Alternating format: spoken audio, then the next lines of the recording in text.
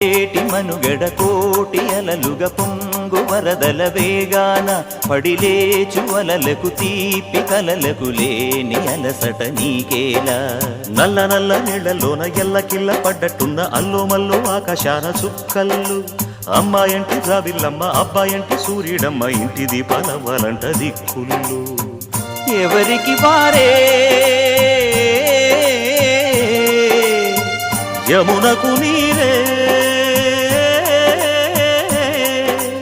రేవు నీరు నావదంట నావతోడు రేవుదంట పంచుకుంటే గోరువంక వాలగానే గోపురానికి స్వరాల గణగణ గంటలే మోగనేలా గోపబాలుడొచ్చినాక గోకులానికి పెదాల కిలకిల పువ్వులే